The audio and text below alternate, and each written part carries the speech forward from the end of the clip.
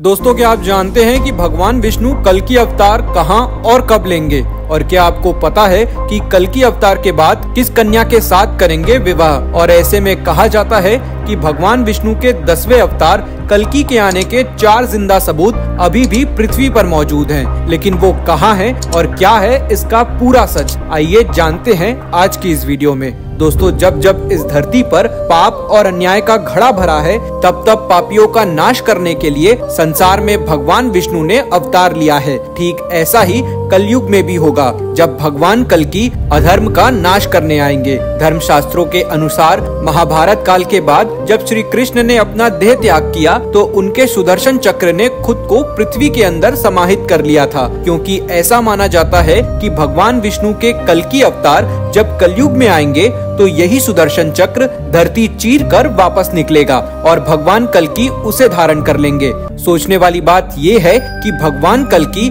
आखिर सुदर्शन चक्र से युद्ध कैसे करेंगे और उनकी क्या योजना होगी। ये सभी चीजें उन्हें कोई और नहीं बल्कि भगवान परशुराम ही सिखाएंगे, जो कि आज भी जीवित है और उनकी प्रतीक्षा में है। सिर्फ सुदर्शन चक्र ही नहीं बल्कि कुंती पुत्र कर्ण का अमोघ कवच और कुंडल भी उनके इस युद्ध में उनकी सुरक्षा करेगा।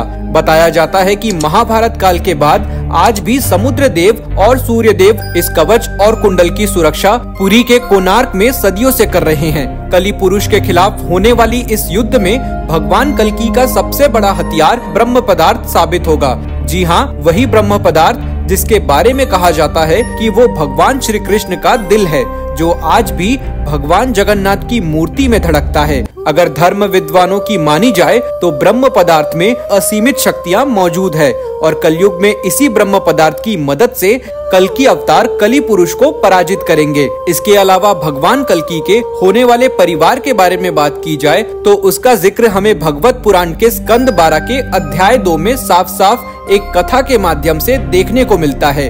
कहानी के मुताबिक यूपी के संभल गांव में भगवान कल्कि का जन्म होगा और वो अपने माता पिता की 5वीं संतान होंगे, जो समय आने पर देवदत्त नाम के घोड़े पर बैठकर आएंगे और तलवार से पापियों का नाश करेंगे, जिसके बाद सतयुग का प्रारंभ होगा। कथा में ये भी बताया गया है कि भगवान कल्कि की 2 पत्नियां होंगी, लक्ष्मी रूपी पद्मा और वैष्णवी रूपी रमा। भगवान कल्कि की पत्नी वैष्णवी के बारे में बताया जाता है कि उन्होंने त्रेता युग में ही जन्म ले लिया था। दरअसल त्रेता युग में दक्षिण भारत में रत्नाकर नाम के एक राजा हुआ करते थे। वो बता रानी के बहुत बड़े भक्त थे, परंतु वो संतानहीन थे।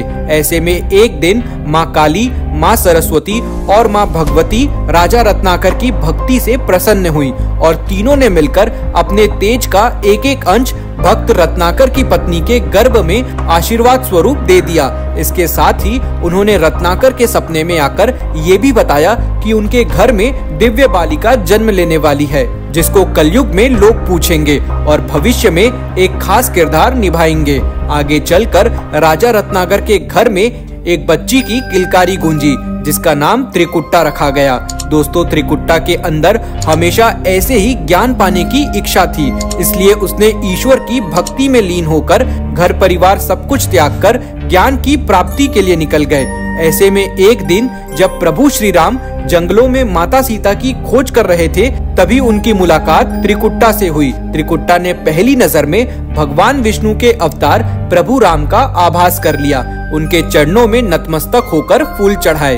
भगवान राम ने त्रिकुट्टा की तपस्या से खुश होकर उसको वैष्णवी नाम दिया, परंतु जब त्रिकुट्टा ने भगवान राम को उनके अंदर समाहित होने की प्रार्थना की तो उन्होंने इसके लिए उसे मना कर दिया और कहा कि समय आने पर एक दिन मैं तुम्हारे पास आऊंगा और अगर तुम मुझे पहचान पाओ तो मैं तुम्हारी सारी इच्छाएं पूरी कर दूंगा। ये कहकर प्रभु श्री राम वहाँ से चले गए। दोस्तों, समय बीतता गया और त्रिकुट्टा अपने प्रभु श्री राम के इंतजार में आस लगाए बैठी हुई थी कि तभी एक दिन त्रिकुट्टा के द्वार पर एक बूढ़ा व्यक्ति आया और उससे शादी का प्रस्ताव रखा, जिसके जवाब में त्रिकुट्टा ने उस बूढ़े व्यक्ति को ये कहकर मना कर दिया कि वो प्रभु राम की पहले से ही हो चुकी हैं और वो किसी भी वक्त उन्हें लेने आ सकते हैं। हालांकि बाद में त्रिकुट्टा को अपनी गलती का एहसास हुआ, लेकिन तब तक काफी देर हो चुकी थी, क्योंकि वो बूढ़ा आदमी कोई और नहीं बल्कि प्रभु श्री राम ही थे। प्रभु राम से अपनी गलती की माफी मांगी। तभी प्रभु श्री राम ने उसे कहा कि तुम्हारी इच्छा पूरी करने का ये सही समय नहीं है। इस युग में तो नहीं, लेकिन कलयुग में आप मेरी अर्धांगिनी बनेंगे। तब तक आप उत्तर भारत के त्रिकुट पर्वत पर जाकर तप करें। जब कलयुग में मैं आपको कल्कि के अवतार के रूप में अपना बनाऊंगा। इसी दिन के बाद माता ने त्रिकुट्टा पर्वत पर जाकर घोर तपस्या की और शरीर का त्याग करके 3 मुंह वाली पिंडी में समाहित हो गई।